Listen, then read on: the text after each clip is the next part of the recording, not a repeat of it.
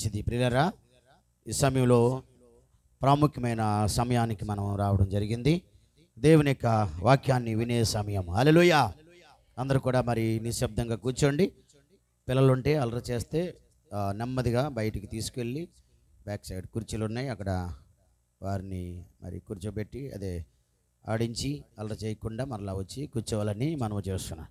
మంచిది. ఈ సమయంలో దేవుని యొక్క వాక్యానికి మరి ఆహ్వానించబడినటువంటి దైవజనులు ప్రశాంత్ గారు మన మధ్య ఉన్నారు.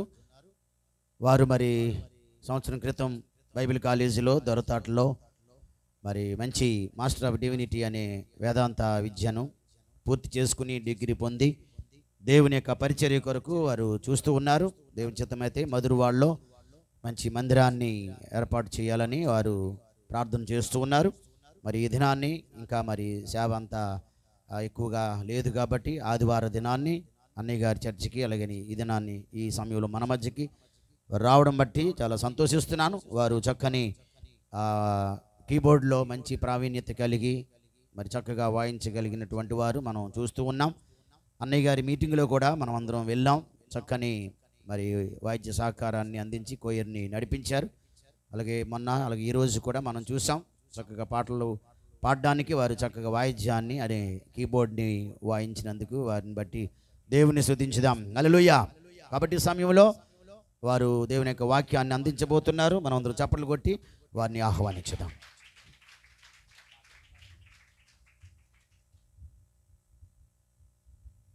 దేవుని నామానికి మహిమ కలుగును గాక. హల్లెలూయా. నేను చేతులు ఎత్తే ఫ్యాన్ తగిలేటట్టుంది నాకు.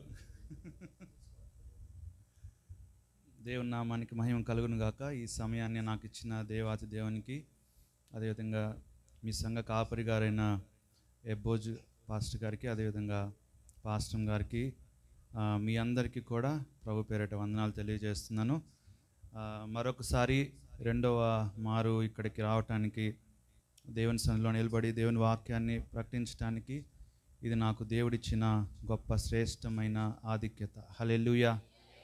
దేవుని సన్నిధిలో ఒక్క దినము గడుపుట 1000 దినముల కంటే శ్రేష్టం. పలకాలందరూ. దేవుని సన్నిధిలో ఒక్క దినము గడిపితే 1000 దినముల కంటే శ్రేష్టం అంట.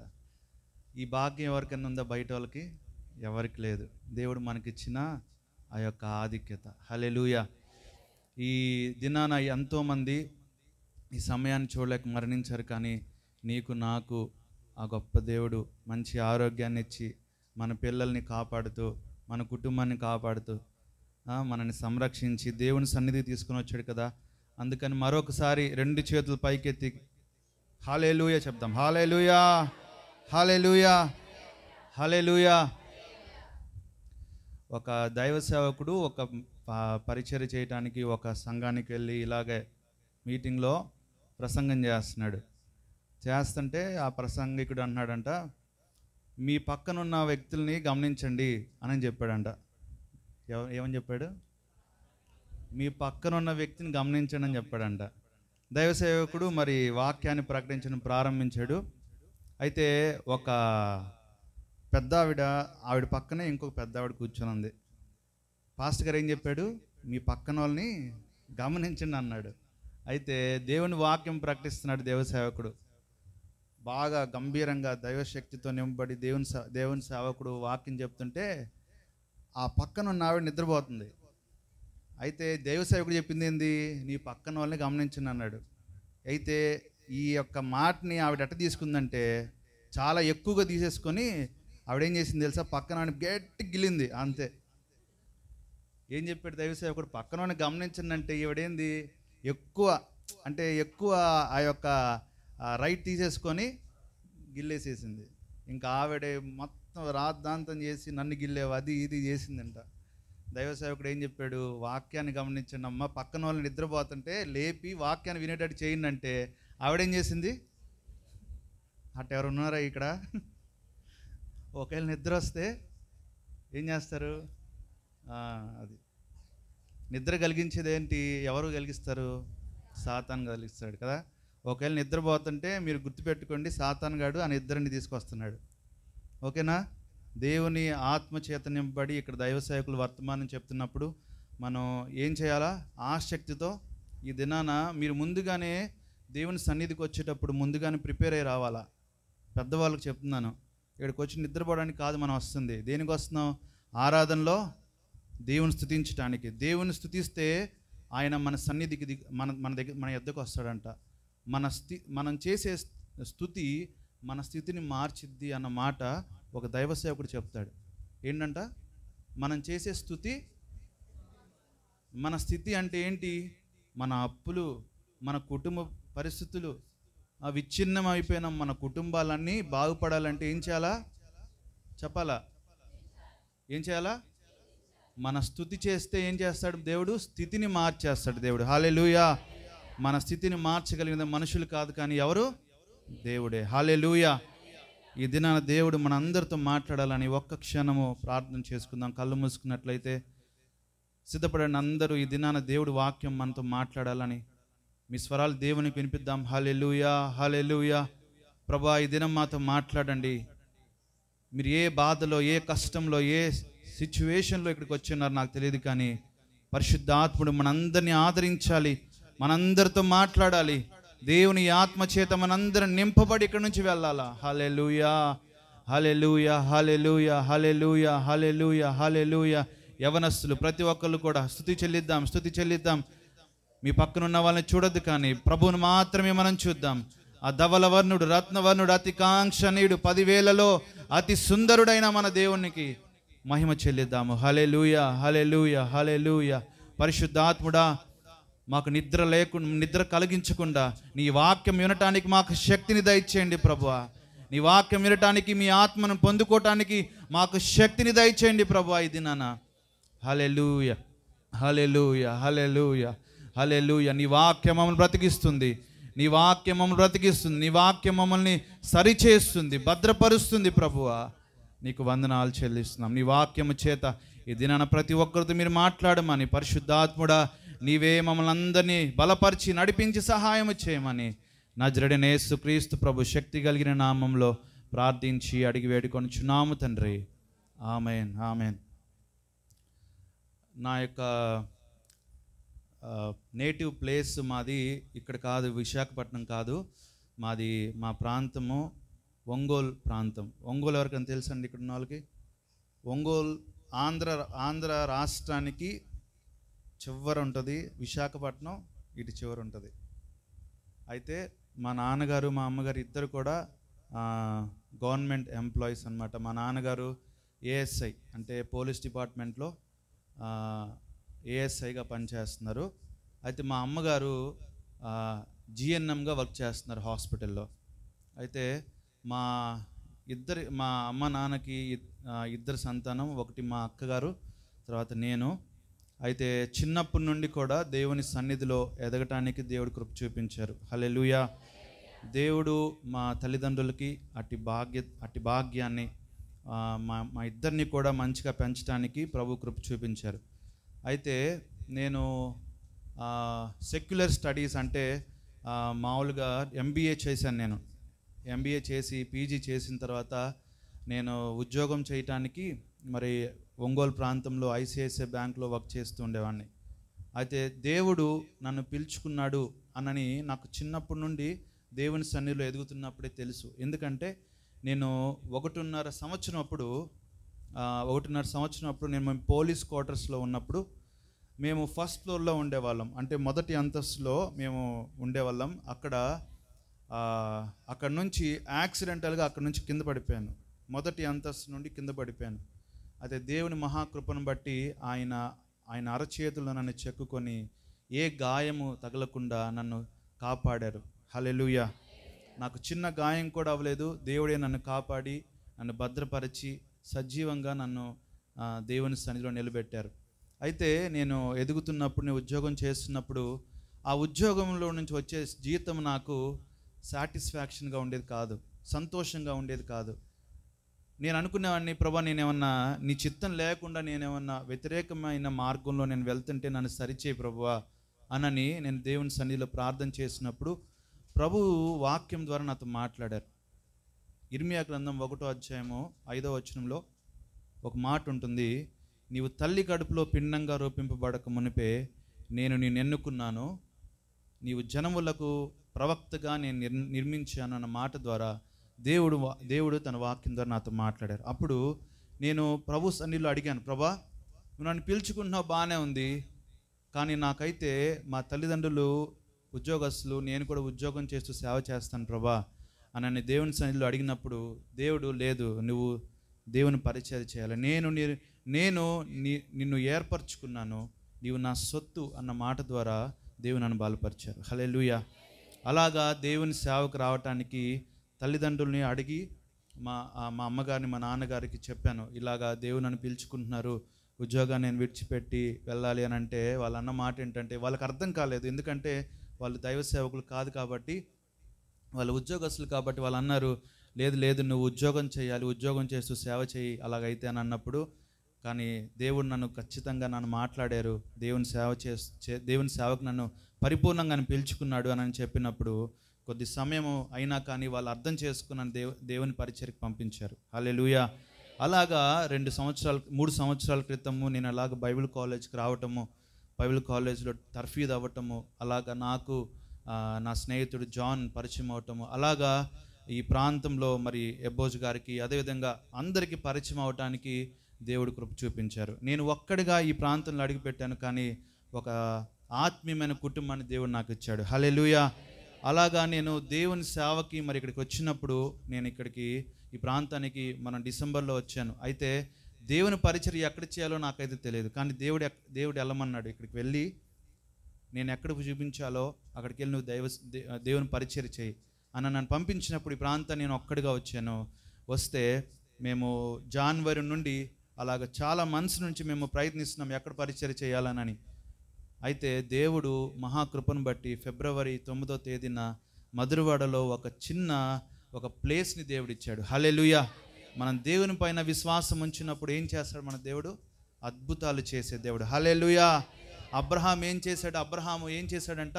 అబ్రహాము తనకి సమస్తం ఉన్నది, ఆయన సమస్తం కలిగి ఉన్నాడు, సమస్తాన్ని విడిచిపెట్టి దేవుడు పిలిచినప్పుడు ఏం చేశాడంట?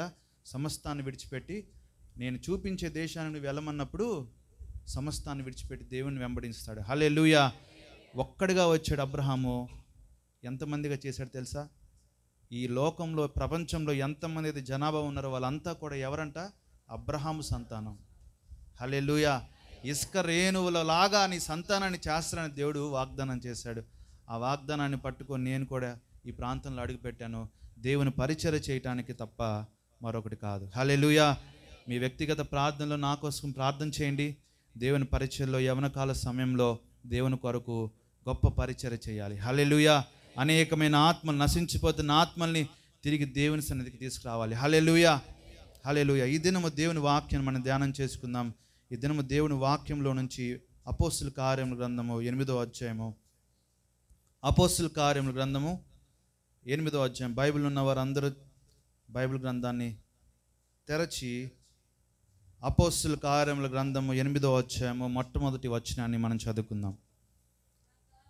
ఆ కాలమందు యెరూషలేములోని సంఘమునకు గొప్ప హింస కలిగినందున అపోస్తలులు తప్ప అందరూ యూదయ సమరయ దేశముల యందు చెదరిపోయిరి. చాలండి. ఇక్కడ మనం చదువుకున్న లేఖన భాగంలో గొప్ప హింస జరుగుతుంది అన్న మాట మనం చూస్తున్నాం. ఈ నేటి దినాల్లో 2024వ సంవత్సరంలో మీరు ఒకవేళ ప్రపంచమంతా మీరు చూసినట్లయితే అక్కడక్కడ యుద్ధాలు జరుగుతున్నాయి. ఇస్రాయేలు, అదేవిధంగా గాజా, అదేవిధంగా రష్యా, ఉక్రెయిన్, ఎక్కడ చూసినా యుద్ధ వాతావరణం మనం చూస్తున్నారా లేదా? చెప్పాలి నాతో పాటు. ఎవరు నిద్రపోకూడదు. ఈరోజు దేవుని వాక్యం స్పష్టంగా వినాలి. దేవుడు మనతో మాట్లాడతారు. హల్లెలూయా. ఎక్కడ చూసినా యుద్ధ వాతావరణం నెలకొనింది. దానికి అర్థం ఏంటో తెలుసా? దేవుని రాకడ సమీపంలో ఉన్నదని. దేవుని రాకడ అతి సమీపంలో ఉన్నప్పుడు మనం ఏం చేయాలి తెలుసా? దేవుని కొరకు మన ఆత్మీయమైన జీవితాన్ని మనం సిద్ధపరచుకోవాలా. హల్లెలూయా. దేవుని వాక్యము వింటున్నప్పుడు మన జీవితంలో అగ్ని రగలాలి, మన జీవితంలో మన హృదయాలు బాగు చేయబడాలి. హల్లెలూయా. ఎండిన స్థితిలో ఉండకూడదు.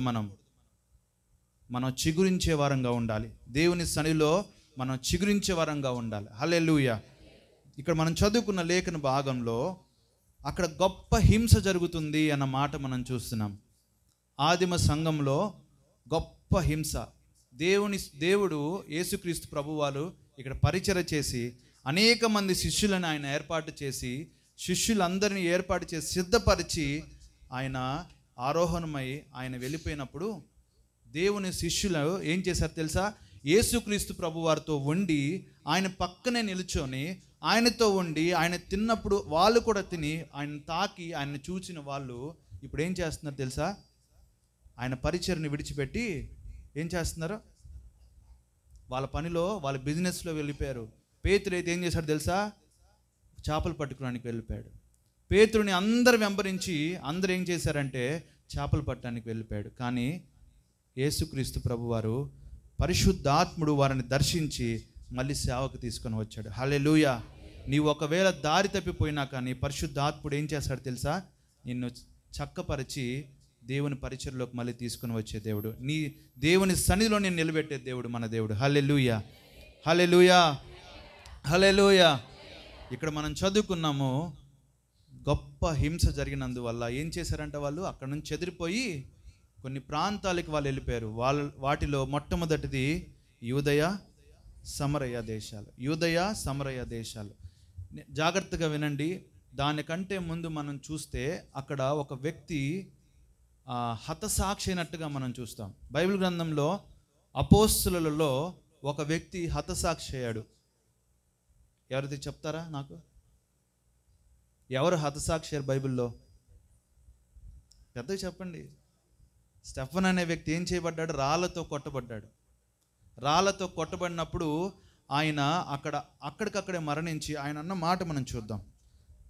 7వ అధ్యాయము 60వ వచనం చూస్తే అతడు మోకాళ్ళుని ప్రభువా వారి మీద ఈ పాపము మోపకమని గొప్ప శబ్దముతో పలికెను. ఒకవేళ ఈ ప్లేస్లో ఎవరైనా మనం గనకుంటే ఆ రాయిని తీసుకొని మళ్ళీ తిరిగి కొట్టేవాళ్ళం. స్టెఫన్కి ఇంత గొప్ప ఆ యొక్క క్యారెక్టర్, ఆ యొక్క పరిశుద్ధత, లేకపోతే ఇతరులను క్షమించాలి అన్న మాట, ఆ యొక్క క్యారెక్టర్ ఎలా వచ్చింది తెలుసా? యేసయ్యని చూశాడు. యేసయ్య ఏం చేశాడంట? ప్రభువా వీళ్ళు ఏం చేస్తున్నారో వీరు ఎరుగను కనుక వీరిని క్షమించుము అన్న యేసయ్య మాటని ఆయన తీసుకొని ఆయన అంటున్నాడు, ప్రభువా వీరి పాపము వారి మీదకి రానివద్దు. ఏమంటున్నాడు అంటే అక్కడ చూద్దాము. వారి మీద ఈ పాపము మోపకమని గొప్ప శబ్దంతో పలికెను. ఈ మాట పలికి నిద్రించెను. సౌలు అతని చావునకు సమ్మతించాను. ఇక్కడ ఒక వ్యక్తి ఉన్నాడు. ఎవరంట? సౌలు అనే వ్యక్తి అతని చావుకు సమ్మతించాడు. ఆయన చనిపోతున్నప్పుడు ఎదురుగా నుంచొని చూశాడు ఆయన్ని. ఆయన వస్త్రములకు ఆయన కాపుదలుగా ఉన్నాడు. అక్కడ సెక్యూరిటీ గార్డ్ అంటారు కదా, అక్కడ సెక్యూరిటీ గార్డ్గా అక్కడ వర్క్ చేశాడు. ఎవరు? సౌలు. అదొక్కటే మాత్రం కాకుండా ఆయన ఏం చేశాడు తెలుసా? గొప్ప హింసకి కారణమయ్యాడు సౌలు. అక్కడ ఒక తాకీదు తీసుకొని ఇక్కడ ఉన్న ఆ యొక్క ప్రావిన్సెస్లో ఉన్న ప్రతి ఒక్క క్రైస్తవుల్ని పట్టుకొని లాగి ఈడ్చుకొని వచ్చి వారిని చంపివేయాలన్న ఒక తాకీదు తీసుకున్నాడు సౌలు. నేను ఇక్కడ ఏం చెప్పాలనుకుంటున్నానంటే, మన కుటుంబాల్లో ఏ హింస అయినా, ఏ బాధ అయినా, ఏ ఒక్క కుటుంబంలో వేదన అయినా, లేకపోతే ఆరోగ్య సమస్య అయినా, ఆర్థిక అవసరతలైనా, ఏ సమస్య అయినా, ఏ హింస అయినా పరిశుద్ధాత్ముడు తప్ప మరి ఇంకెవ్వరు కూడా దాన్ని నుండి విడిపించలేరు. హల్లెలూయా. నమ్మిన వారు 2 చేతుల పైకి చెప్దాం, హల్లెలూయా. పరిశుద్ధాత్ముడు తప్ప మరి ఇంకెవ్వరు కూడా అందు నుంచి విడిపించలేరు. అయితే ఇక్కడ జరిగిన హింస నుండి వాళ్ళు తప్పించుకోవటానికి అందరూ యూదయ సమరయ ప్రాంతాలకి పారిపోతూ వెళ్ళిపోయారు. నేను ఇక్కడ సమరయ ప్రాంతం గురించి ఒక మాట చెప్పాలని ఆశపడుతున్నాను. సమరయ వాళ్ళు ఎవరు అనంటే, ఈ ఇశ్రాయేలు రాజ్యము దావీదు రాజుగా ఉన్నప్పుడు 2 రాజ్యాలుగా ఉండేది. ఏది? ఇశ్రాయేల్ ప్రాంతం. అది ఏంటంటే 12 గోత్రాలుగా దేవుడు ఇశ్రాయేల్ వంశాన్ని డివైడ్ చేశాడు. డివైడ్ చేసిన తర్వాత దావీదు తర్వాత సొలొమోను రాజు అయ్యాడు. సొలొమోను రాజు అయినప్పుడు, దావీదు కుమారుడైన సొలొమోను రాజు అయినప్పుడు రాజ్యములు రెండుటిగా విభజింపబడింది. ఒకటో రాజ్యం ఏంటంటే ఉత్తర ఇశ్రాయేలు. ఈ ఉత్తర ఇశ్రాయేల్లో 10 గోత్రాలు ఉంటాయి. 10 గోత్రాలు, అర్థమైందా? ఈ ఉత్తర ఇశ్రాయేల్లో ఎన్ని గోత్రాలు ఉంటాయి? 10 గోత్రాలు ఉన్నాయి. ఇంకొకటి రెండో భాగం ఏంటంటే దక్షిణ యూదా ప్రాంతంలో రెండే రెండు గోత్రాలు ఉన్నాయి. అయితే 300 సంవత్సరముల తర్వాత అష్షూరు రాజు వచ్చి ఆ యొక్క యూదా ప్రాంతంలో ఉత్తర ఇశ్రాయేలు ప్రాంతాన్ని చెరగొని తీసుకుని వెళ్ళినప్పుడు ఆ యొక్క ఉత్తర ఇశ్రాయేలు ప్రాంతంలో ఉన్న వారందరినీ కూడా కొన్ని ప్రావిన్సెస్కి, అంటే కొన్ని ప్రాంతాలకి ఈ అష్షూరు రాజు ఏ యొక్క రాజ్యాలను అయితే పరిపాలిస్తున్నాడో ఆ రాజ్యంలోకి కొంతమంది ఇశ్రాయేలులందరినీ తీసుకొని వెళ్తాడు. ఎవరు? అష్షూరు రాజు. అయితే అందులో దేవుడు ఖచ్చితమైన వాగ్దానం ఇచ్చాడు. ఏంటంటే మీరు అన్యులతో కలవకూడదు, మీరు అన్యులు పాటించినట్లుగా మీ యొక్క వ్యక్తిగత జీవితంలో అన్యులు చేసినట్లుగా మీరు చేయకూడదు. అన్యులు ఏదైతే చేస్తారో అది మీరు చేయకూడదు. అన్యుల యొక్క వాళ్ళ యొక్క డైలీ హ్యాబిట్స్ని మీరు పాటించకూడదు అని దేవుడు ఖచ్చితంగా చెప్పాడు. అయితే ఈ ఉత్తర ఇశ్రాయేలీలు ఈ మిశ్రమ జనాంగం అయిపోయారు కొంతమంది. దేవుడు ఏం చెప్పాడంట? మీరు అన్యులతో కలవకూడదు అని చెప్తే వీళ్ళు ఏం చేశారు? ఉత్తర ఇశ్రాయేలు ప్రజలంతా కూడా అన్యులతో కలిసిపోయి అన్యులని వివాహం చేసుకుంటూ అన్యులలో కలిసిపోవడం వలన ఆ మిశ్రమ జనాంగమే ఎవరు తెలుసా? ఈ సమరయ ప్రాంతము, సమరయ ప్రజలు. హల్లెలూయా! వాక్యం అర్థమవుతుందండి? హల్లెలూయా!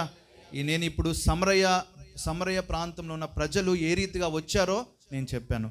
అయితే ఆ రోజుల్లో సమరయ ప్రాంతము ఈ మిశ్రమ జనాంగమైనందువలన ఈ యొక్క యూదులు అనేవాళ్ళు వారిని అసహించుకునే వాళ్ళు. వీళ్ళు సమరయులంతా కూడా వెనకపడిన జనాంగము, మిశ్రమ ప్రజలు.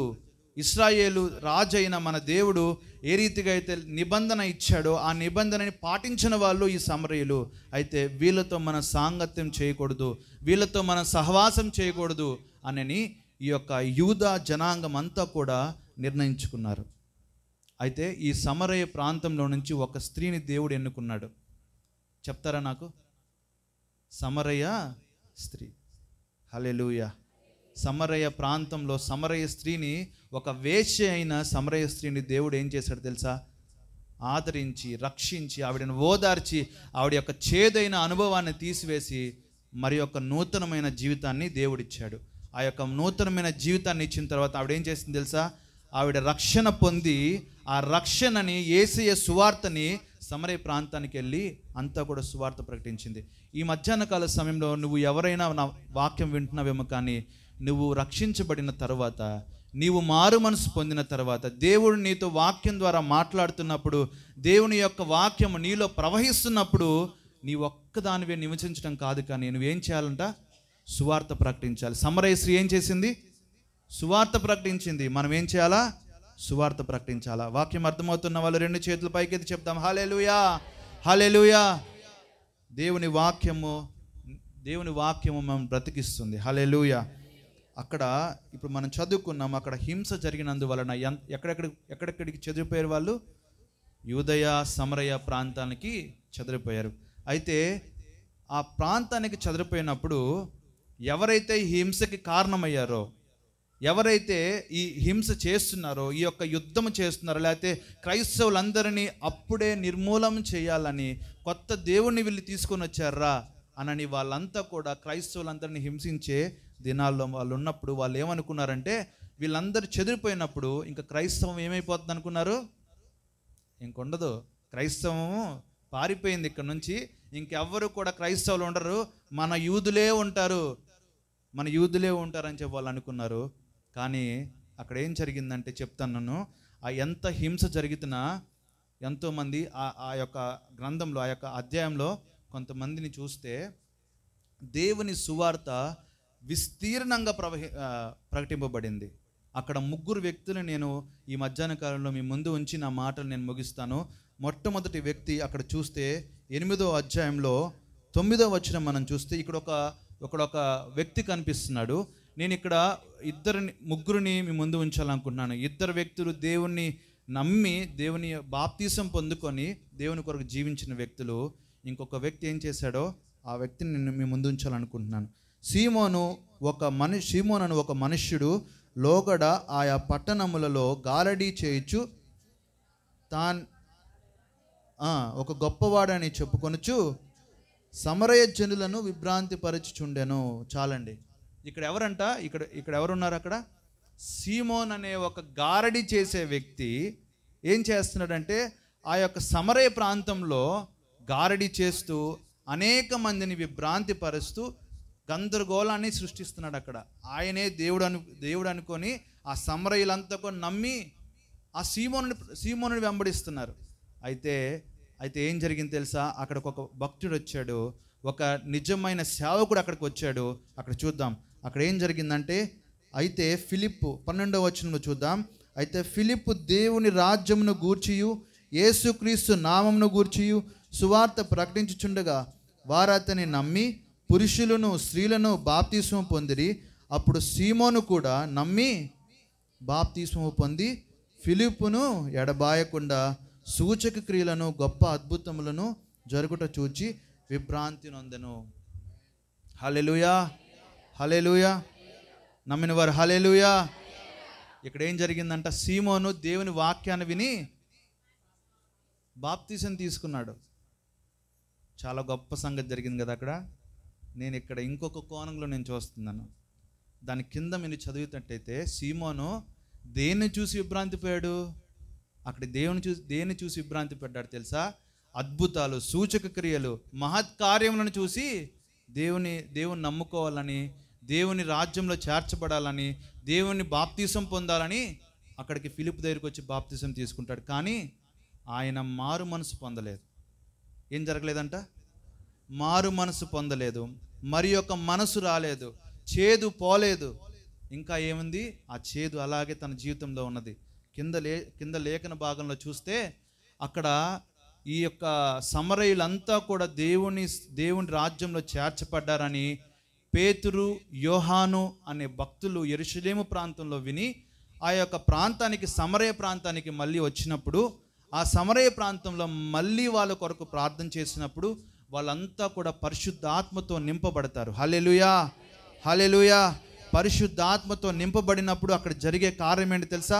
ఈ ఫిలిప్పు భక్తుడు కూడా ఆ యొక్క మిరకల్కి, ఆ యొక్క అద్భుతానికి, ఆ యొక్క భాషలు మాట్లాడుతూ పరిశుద్ధాత్మను పొందుకోవడం వల్ల ఈ యొక్క సీమోన్ ఏం చేస్తాడంటే పేతురు దగ్గరికి వచ్చి, నువ్వు కలిగినది నేను ద్రవ్యమిచ్చి నేను కొంటాను, నాకు ఇవ్వయ్యా.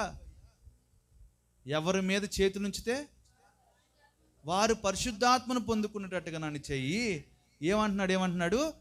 నేను ద్రవ్యం ఇస్తే ఆ యొక్క నువ్వేదైతే చేసావో అది నేను కలిగి ఉన్నటట్లుగా నేను చేతులు వేస్తే వాళ్ళు రక్షించబడాలి అని చెప్తున్నాడు. ఈ రోజుల్లో, ఈ దినాల్లో, ఈ దుర్దినాల్లో 2024 సంవత్సరాల్లో మీరు చూసినట్లయితే ఇలాంటి వాళ్ళు చాలామంది కనిపిస్తున్నారు. విశ్వాసులైన వారిని గందరగోళం చేసి ద్రవ్యమిచ్చి అద్భుతాలను తీసుకునేవాళ్ళు, ద్రవ్యమిచ్చి కొనేవాళ్ళు. మీతో నేను ఫోటో దిగాలంటే ఇంత డబ్బు ఇవ్వండి. ఎంత దారుణమైన స్థితిలో మనం ఉన్నాం తెలుసా ఈ దినాల్లో. విశ్వాసులమైన మనందరం కూడా చాలా అలర్ట్గా ఉండే ఈ దినాలు. దేవుని రాజ్యము అతి సమీపంలో దేవుని సువార్త ప్రకటింపబడుతున్నప్పుడు వీళ్ళు దేవుని వాక్యానుసారంగా దేవుని ప్రకటిస్తున్నారా లేదా, లేకపోతే ఇతరులందరినీ విభ్రాంతి పరుస్తున్నారని మనందరం విశ్వాసులమైన వాళ్ళు దేవుని వాక్యాన్ని చదవాలి. హల్లెలూయా. దేవుని వాక్యంలో ఉన్నదా లేదా అని తెలుసుకునే బెరియా సంఘం అపోస్తులు ప్రకటిస్తున్నప్పుడు వాళ్ళు ఏం చేశారు తెలుసా? ఆ మాటలు దేవుని సన్నిధిలో, దేవుని వాక్యంలో ఉన్నాయో లేవో అని తర్కిస్తూ వాళ్ళు రోజు కూడా దేవుని వాక్యాన్ని చదివేవాళ్ళంట. బెరియా సంఘంలాగా మనందరం కూడా దేవుని వాక్యాన్ని చదివే వాళ్ళంగా మనం ఉండాలి. దేవుని వాక్యాన్ని అనుగుణంగా మనం వెళ్ళాలి. కానీ అద్భుతాలే, సూచక క్రియలే అవే మేజర్ కాదు. దేవుని వాక్యము ప్రాముఖ్యమైనది. ఈ లోకంలో, ప్రపంచంలో ప్రతి ఒక్కటి కూడా నశించిపోతుంది, కానీ దేవుని వాక్యం అంట ఆయన వచ్చేంత వరకు కూడా నిలకడగా నిలిచి ఉంటుంది. హల్లెలూయా. దేవుని వాక్యమే ఆయన మాట ద్వారాగా మనం జీవించాలి. హల్లెలూయా.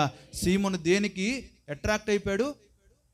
వాళ్ళ మీద చేతులుంచి ప్రార్థన చేసినప్పుడు పరిశుద్ధాత్మను పొందుకుంటే ఈయన విభ్రాంతి పోయి ఆశ్చర్యపడి, ఈ యొక్క శక్తి ఎలాగున్నదో, ఈ శక్తి ఎంత గంభీరంగా ఉన్నదో, ఈ శక్తిని నేను కూడా పొందుకుంటే ఈ సమరయ ప్రాంతంలో ఉన్న ప్రతి ఒక్కరు కూడా ద్రవ్యం ఇచ్చి ఏం చేయాలనుకున్నాడు?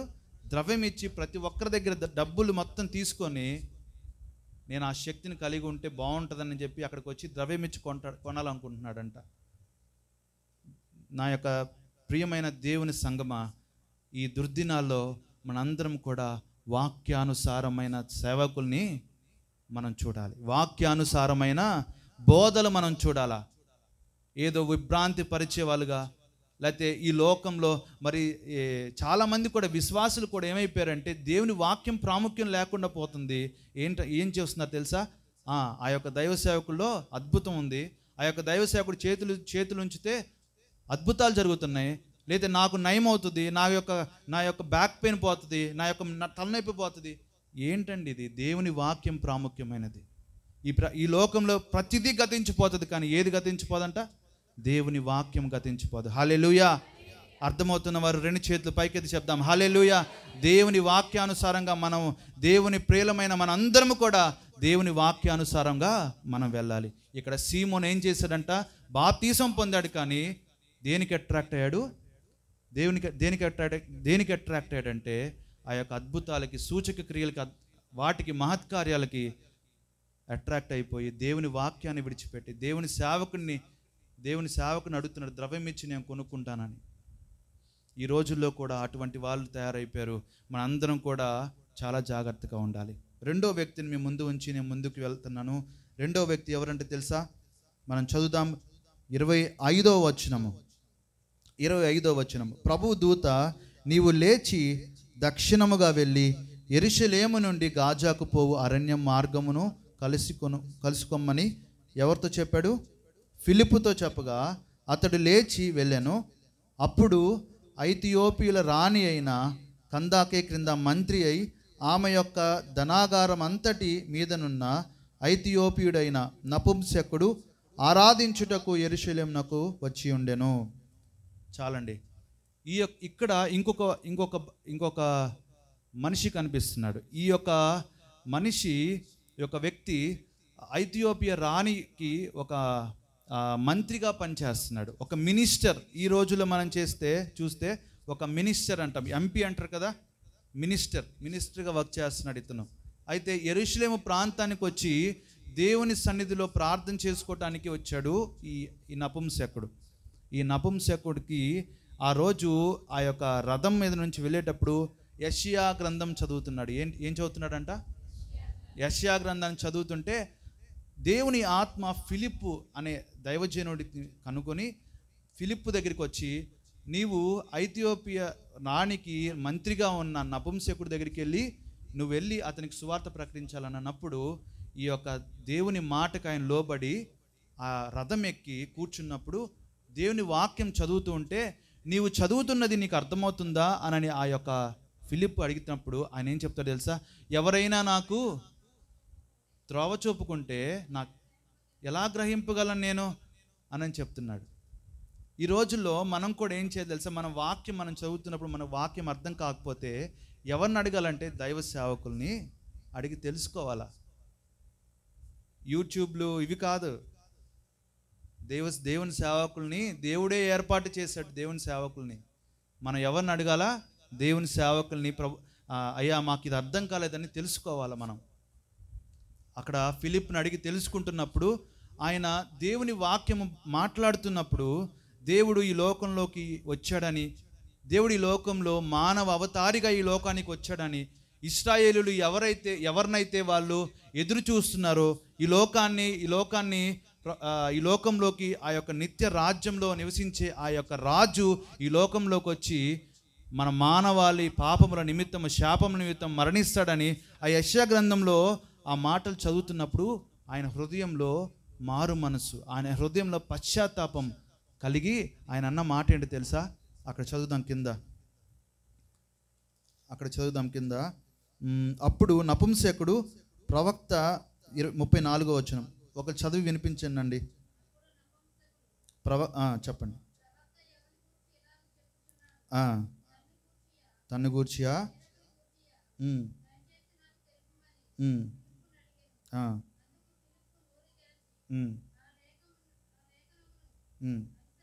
38వ వచనం. వారు త్రోవలో వెళ్ళుచుండగా నీళ్లున్న ఒక చోటుకి వచ్చినప్పుడు నపుంసకుడు, ఇదిగో నీళ్లు, నాకు బాప్తిసం ఇచ్చుటకు ఆటంకమేమని అడిగి రథము నిలుపుమని ఆజ్ఞాపించెను. ఫిలిప్పు నపుంసకుడు ఇద్దరును నీళ్ళలోనికి దిగిరి. అంతటా ఫిలిప్పు అతనికి బాప్తిస్మం ఇచ్చాను. దేవుని వాక్యము మాట్లాడినప్పుడు నపుంసకుడు ఏం చేశాడంటే చెప్పాలా? బాప్తిసం తీసుకున్నాడు. ఫిలిప్ ఏం చేశాడు? సీమోన్ ఏం చేశాడు? బాప్తిసం తీసుకున్నాడు. కానీ దేనికి అట్రాక్ట్ అయిపోయాడు? అతను అద్భుతాలకి, సూచక క్రియలకి, పరిశుద్ధాత్మ వరాన్ని కొనుక్కోవాలని దురాశ అంటారు కదా, దురాశ కలిగిన వాడు సీమోను. కానీ నపుంసకుడు అంట మంచి హృదయంతో యేసయ్య మాట్లాడుతున్నప్పుడు, దేవుని వాక్యం మాట్లాడుతున్నప్పుడు ఆయన హృదయంలో ఆ యొక్క మార్పు కలిగినది, హృదయంలో మారు మనసు కలిగింది. హృదయంలో నాకు దేవుని రాజ్యంలో చేర్చబడాలి, నేను దేవుని కొరకు నేను జీవించాలని ఆయన ఏం చేశాడు తెలుసా? ఇవిగోయా నీళ్ళు, నాకు బాప్తిస్మం ఇవ్వటానికి నీకు ఆటంకమేమి అని చెప్పి ఆ రోజే ఆయన మారు మనసు పొందాడు. ఆ రోజే దేవుని రాజ్యంలో ఆయన చేర్చబడ్డాడు. హల్లెలూయా, హల్లెలూయా. అట్టి రీతిగా మనందరం కూడా ఈ దినాల్లో మనం ఉండాలి. దేవుని వాక్యం మనకి ప్రకటిస్తున్నప్పుడు మనము ఆశ కలిగి మనం వింటున్నప్పుడు మన హృదయంలో ఆయన కార్యం చేస్తాడు.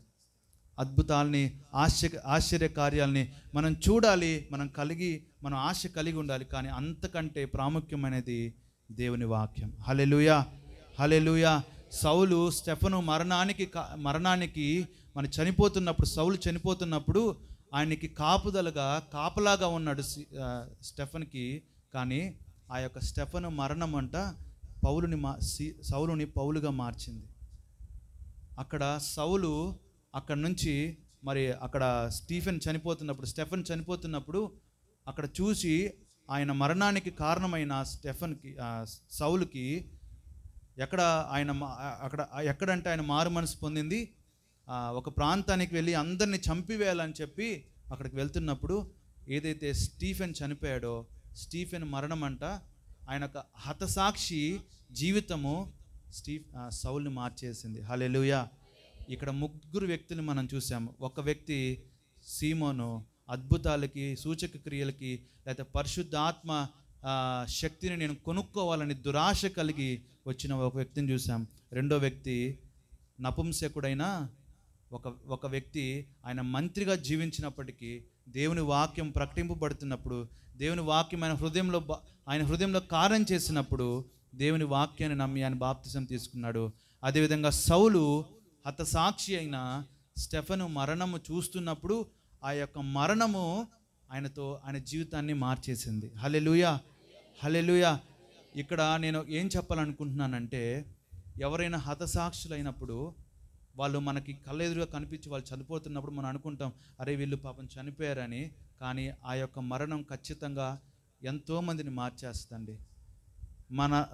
మన భారతదేశంలోకి ఈ సువార్త రావటానికి ఎంతమంది కారణమయ్యారు తెలుసా? ఎంతమంది హతసాక్షులయ్యారు తెలుసా?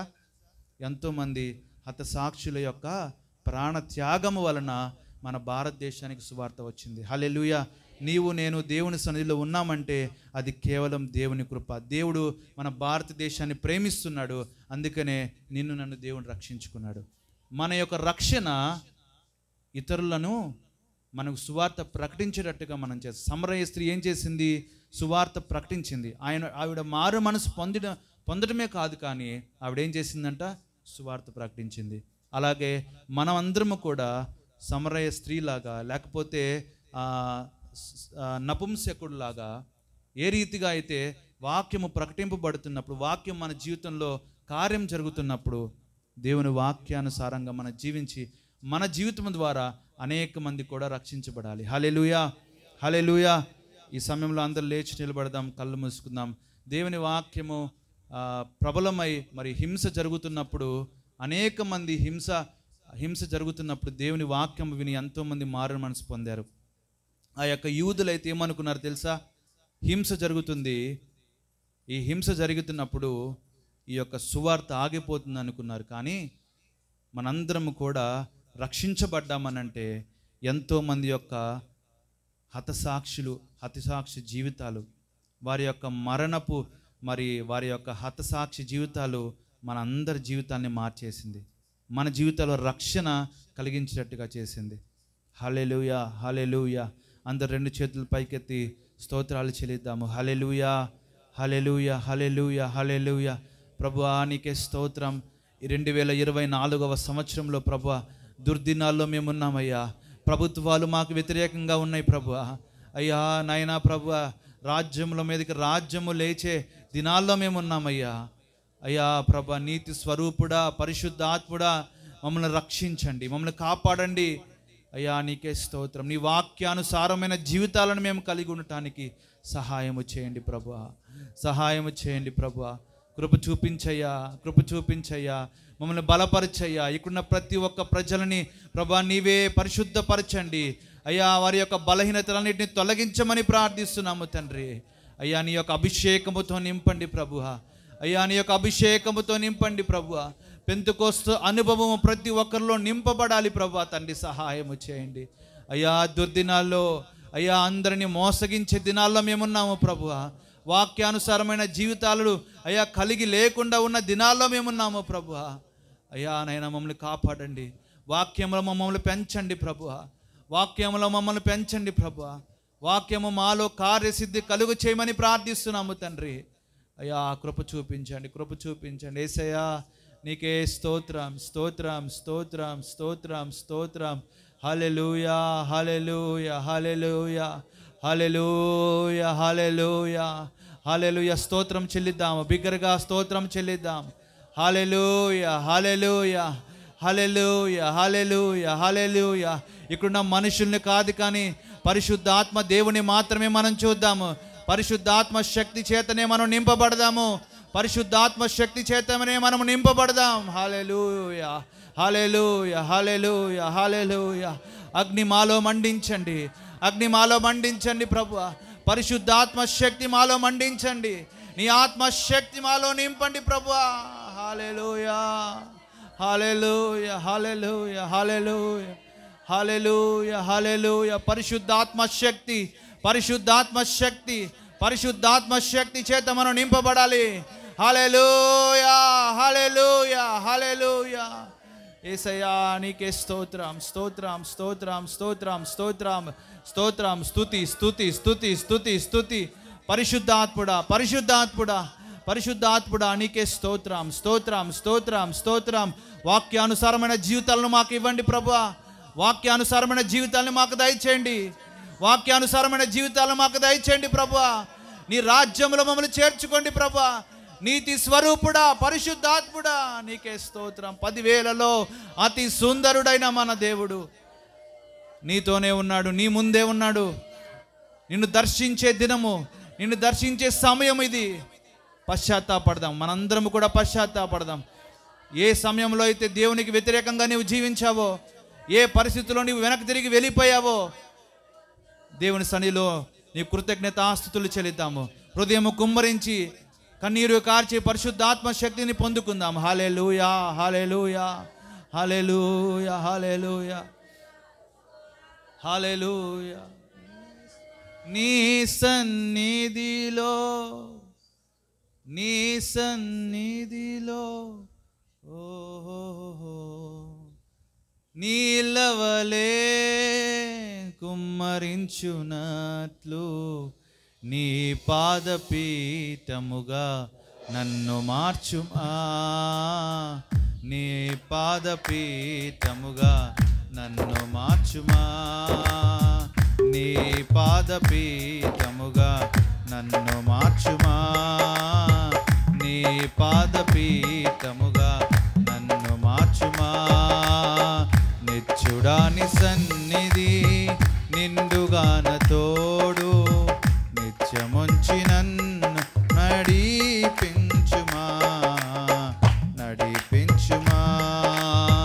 నిత్యుడాని సన్నిధి నిండుగాన తోడు, నిత్యముంచి నన్ను నడిపించుమా, నడిపించుమా. నీ సన్నిధిలో నా హృదయమును నీలవలే కుమ్మరించునట్లు. మరొకసారి, నీ సన్నిధిలో నా హృదయమును నీలవలే కుమ్మరించు.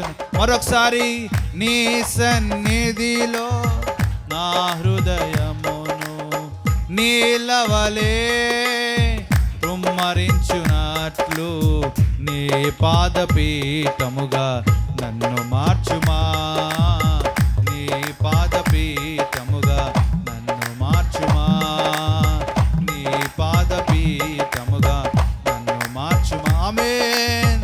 నీ పాదపీఠముగా నన్ను మార్చుమా. ఆమేన్. నీ పాదపీఠముగా నన్ను మార్చుమా. నీ పాదపీఠముగా నన్ను మార్చుమా, నీ పాదపీఠముగా నన్ను మార్చుమా, నీ పాదపీఠముగా నన్ను మార్చుమా, నీ పాదపీఠముగా నన్ను మార్చుమా, నీ పాదపీఠముగా నన్ను మార్చుమా, నీ పాదపీఠముగా నన్ను మార్చుమా, నీ పాదపీఠముగా నన్ను మార్చుమా, నీ పాదపీఠముగా, ఓ నీ పాదపీఠముగా నన్ను మార్చుమా, నీ పాదపీఠముగా. ఓ నిత్యుడాని సన్నిధి నిండుగాన తోడు, నిత్యముంచి నన్ను నడిపించుమా, నడిపించుమా.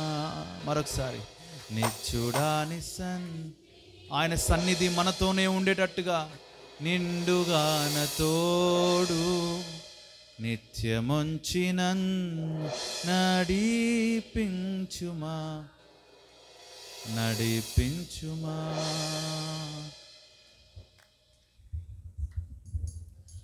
ప్రార్థన చేసుకుందాం. చక్కని వర్తమానం ద్వారా దేవుడి దినాన్ని మనతో మాట్లాడి ఉన్నాడు. అనేక మంది పేరు కొరకు, అనేక మంది దేవుడిచ్చే ఆశీర్వాదాల కొరకు, అనేక మంది ప్రజలలో గొప్ప కొరకు, పేరు ప్రఖ్యాతుల కొరకు పాటుపడుతున్నారేమో. ఈ దినాన్ని ముగ్గురు వ్యక్తుల ద్వారా దేవుడు మనతో మాట్లాడి ఉన్నాడు. కొందరు విశ్వాసము లేకనే, మారు మనసు లేకనే ప్రభుని వెంబడించి ప్రభు కార్యాలు చేసేవారుగా అనేక మంది ఉంటున్నారు. మరొక వ్యక్తి ఇథియోపియాకు చెందినటువంటి ఒక నపుంసకుడు దేవుని యొక్క వాక్యాన్ని చదువుతూ ఉంటుండగా, ఎవరైనా నాకు దీని గురించి వివరించకపోతే నేను ఎలా తెలుసుకోగలను, ఏదో పేరుకు మాత్రమే చదువుతున్నాను అన్నప్పుడు దైవ సేవకుని పిలుపుని దేవుడు పంపించి మాట్లాడినప్పుడు, ఇది ఎవరి కోసము, నా కోసమేనని వెంటనే మారు మనసు పొంది పశ్చాత్తాపడినటువంటి నపుంసకుని వలె మనము కూడా దేవుని యొక్క లేఖనాలు మనతో సంధిస్తూ ఉన్నప్పుడు, దేవుని యొక్క లేఖనాల ద్వారా, తన యొక్క దాసుల ద్వారా దేవుడు మనతో మాట్లాడుతున్నప్పుడు, ఒకవేళ ఇది నా కోసమేనేమో, నేనే సరి చేసుకోలేమో, ఒకవేళ నేను నిజమైన విశ్వాసం కలిగి జీవించడం లేదేమో, కేవలం నామకార్థంగా జీవిస్తున్నానేమో, నిజమైన ఆరాధన నేను చేస్తున్నానా లేదా, నిజమైన భక్తిని నేను కలిగి ఉంటున్నానా లేదా అని ఇది నన్ను ఈ యొక్క వాక్యాల ద్వారా మనం అర్థం చేసుకునే ఒక తీర్మానానికి రావాల్సిన వారిగా మనం ఉంటున్నాము. దేవుడు తన యొక్క సేవకులను పంపించి మారు మనసు లేని వారికి సువార్త ప్రకటిస్తామన్నాడు. అనేకులకు ప్రకటిస్తూ ఉంటుండగా వెంటనే మారు మనసు పొంది రక్షణ కావాలని కోరుకున్న వారు అనేక మంది ఉన్నారు. మనం ఏ గుంపులో ఉంటున్నాం? ఇంతవరకు రక్షణ పొందుకుని ఉన్నప్పటికీ ఇంకనూ మారు మనసు లేని వారిగా జీవిస్తున్నామా? పేరుకు మాత్రమే క్రైస్తవులుగా ఒకవేళ మనం జీవిస్తున్నామా? ఆలోచన చేసుకుందాము. నిజమైన క్రైస్తవులుగా మనల్ని అందరిని ఉండాలని ఆయన కోరుతున్నాడు. నిజమైన ప్రార్థించువారిగా మనం ఉండాలని ఆయన మనల్ని కోరుతున్నాడు. నిజమైన విశ్వాసులుగా మనం ఉండాలి, నిజమైన భక్తి చేయాలి. అటువంటి గొప్ప కృప ఈ వాక్యం ద్వారా దేవుడు మనందరికీ అందించాలని, మారు మనసు కలిగి దేవుడిచ్చే ఆశీర్వాదాలు మేలుల కొరకు మాత్రమే కాకుండా, దేవుని సన్నిధిలో కేవలం కనపడాలని మాత్రమే కాకుండా, హృదయాన్ని అర్పించి ఆయన యొక్క సన్నిధానంలో మనకు దొరికే ఆశీర్వాదాలను సంపాదించుకోవడానికి హృదయపూర్వకంగా దేవుని ఆరాధిస్తూ దేవుని సన్నిధానంలో మనమందరం కూడా సాగిపోదాము. ప్రార్థన చేసుకుందాం. మన మధ్యనున్న జాన్ గారు ప్రార్థనలు నడిపిస్తారు. పరిశుద్ధుడా, ప్రేమగల తండ్రి, మరొకసారి ప్రభా నీ పాద సన్నిధికి వచ్చి ప్రార్థిస్తున్నాం ప్రభా. ఇది నా తండ్రి, నీ దాసుని ద్వారా మీరు మాతో మాట్లాడిన విధానంను బట్టి నీకు వందనాలు, స్తుతులు, స్తోత్రములు తండ్రి. మా హృదయాంతరములు ఎరిగిన దేవుడు ప్రభా తండ్రి, మీరు మాతో సూటిగా ఈ దినాన్ని మాట్లాడారని మేము నమ్ముతున్నాం ప్రభా. కేవలము వినేవారిగా కాకుండా ప్రభా, వినిన వాక్యమును తండ్రి మా జీవితంలో ప్రభా అటు రీతిగా ప్రభా మేము జీవించేలాగా ప్రభా పరిశుద్ధాత్మదేవ ప్రతి బిడకు కూడా, ఇక్కడ కూడిన ప్రతి బిడకు కూడా, వాక్యం విన్న ప్రతి బిడకు కూడా నీ కృపను మీరు దయచేయమని ప్రార్థిస్తున్నాం.